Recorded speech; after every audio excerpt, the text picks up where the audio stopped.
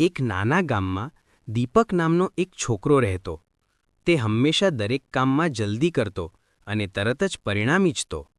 કોઈ કામમાં ધીરજ રાખવાનું તેને ગમતું જ નહોતું. એક દિવસ ગામમાં એક વૃદ્ધ સાધુ આવ્યા. બધા લોકો તેમની પાસે આશીર્વાદ લેવા જતા. દીપક પણ ગયો અને કહી દીધું, મારે પણ સફળ થવું છે, પરંતુ જલ્દી.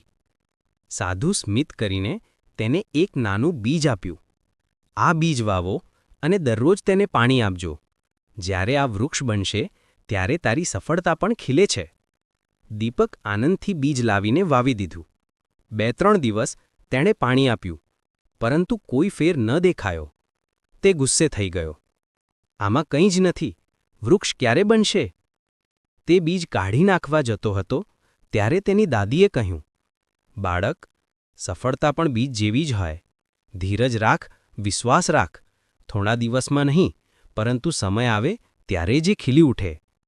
દીપક વિચારમાં પડી ગયો.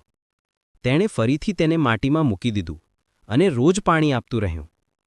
સમયો પસાર થયો. એક દિવસ તેને થોડું નાનું લીલું અંકુર દેખાયું. દીપક ખુશ થઈ ગયો. તેને સમજાયું કે સમસ્યા બીજમાં નહોતી, પણ તેની ધીરજમાં હતી. વર્ષો પછી એ જ અંકુર મોટું છાયાદાર વૃક્ષ બન્યું. સાધુ ફરી ગામે આવ્યા અને દીપકને જોઈને કહ્યું, જુઓ, તારા વિશ્વાસનું ફૂલ ફાલ્યું. દીપકે પ્રણામ કરીને જવાબ આપ્યો, સફળતા ઝડપથી નહીં, પણ સમય પર મળે.